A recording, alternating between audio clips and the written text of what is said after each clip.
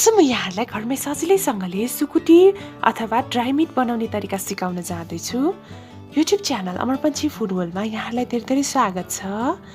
Dry meet बनाउनको लागि मैले मासुलाई राम्ररी पखालेँ र यसरी लाम्चो लाम्चो स्लाइस गरेर काटेँ। सकेसम्म पातलो स्लाइस बनाउनु भयो भने यो ड्राई मिट छिट्टै नै तयार हुन्छ र छिट्टै नै सुक्छ पनि। म्यारिनेसनको लागि मैले 1 चम्चा नुनलाई लिँदैछु, 1 चम्चा बेसारलाई लिँदैछु, 1 चम्चा चिल्ली फ्लेक्सलाई लिँदैछु जसले यसलाई एकदमै टेस्टी बनाउँछ। एउटा कागतीलाई लिएँ र 2 चम्चा जति चाहिँ भुटेको तोरीको तेल लिँदैछु। यो आधा केजी मासुमा चाहिँ मैले 1 चम्चा बेसारलाई राखेँ। बेसार चाहिँ एन्टिसेप्टिक पनि हो, यसले चाहिँ मासुमा भाइरसहरू बस्न दिँदैन। त्यसै गरेर 1 चम्चा नुनलाई पनि राखेँ। चिल्ली फ्लेक्सलाई पनि राख्दैछु। यो चिल्ली फ्लेक्सले एकदमै विशेष फ्लेभर दिन्छ यो ड्राई मिटमा चाहिँ। त्यसै गरेर म अरू चिज पनि राख्दैछु। 2 चम्चा भुटेको तोरीको तेललाई राख्दैछु। भुटेको तोरीको तेलले चाहिँ यसमा झिङ्गाहरू भन्किन दिँदैन। त्यसपछि चाहिँ एकदम मस्ट राख्नै पर्ने चिज भनेको कागती हो। मैले एउटा कागतीलाई राखेँ। कागतीमा चाहिँ भरपुर मात्रामा भाइटामिन सी हुने भएकोले यसले चाहिँ ड्राई मिटमा प्रिजर्भेटिभको काम पनि गर्दछ।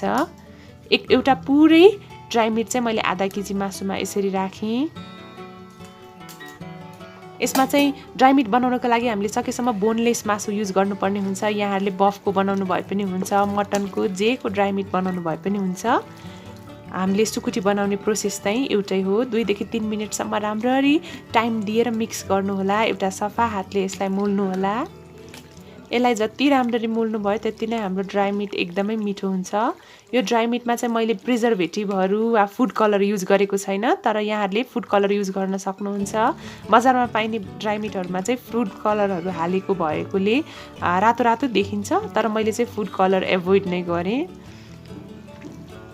राम्ररी मिक्स गर्नुहोला यसलाई तुरुन्तै अब सुकाउनु हुँदैन। 2 घन्टा जति मैले म्यारिनेसनको लागि छोड्दैछु। एउटा राम्रो भाँडाले यसलाई छोपिदिनु होला 2 घन्टासम्म। फ्रिजमा राख्दा पनि हुन्छ वा रुम टेम्परेचरमै छोडिदिनु भए पनि हुन्छ। र 2 घन्टापछि मैले यसरी सुकाएँ। जस्ताको तल सुकायौँ भने एकदम छिटै पनि सुक्छ। गर्मी महिनामा 3 दिन जति लाग्छ र जाडो महिनामा 5 दिनसम्म लाग्ने गर्दछ यो सुक्नलाई चाहिँ। यहाँहरूले जाली राखेर सुकाउनु भए पनि हुन्छ, तर यसरी सुकायौँ भने चाहिँ अलि छिटो सुक्ने गर्दछ। र 3 दिनपछि कम्प्लिटली ड्राई मिट तयार भइसकेको छ। यो चाहिँ 1/3 मा चाहिँ सुक्ने गर्दछ, 1/3 क्वान्टिटीमा चाहिँ सुक्ने गर्दछ। एकदम राम्ररी तयार भइसकेको छ। यसलाई हामीले 2 देखि 3 वर्षसम्म एयर टाइट कन्टेनरमा स्टोर गरेर राख्न सक्छौँ। यसरी सुकुटी अथवा ड्राई मिट रेडी भइसकेको छ। यहाँहरूले आफ्नो घरमा पनि ट्राई गर्न सक्नुहुन्छ। आजको भिडियो यहाँहरूलाई कस्तो लाग्यो? यदि आजको भिडियो यहाँहरूलाई मन पर्यो भने लाइक, शेयर र कमेन्ट गर्न नबिर्सिनुहोला। साथै मेरो च्यानल अमर पन्छी फुड वर्ल्डलाई सब्स्क्राइब गरिदिनुहोला। Thank you so much for watching. Have a nice day. Good bye. Happy Saturday.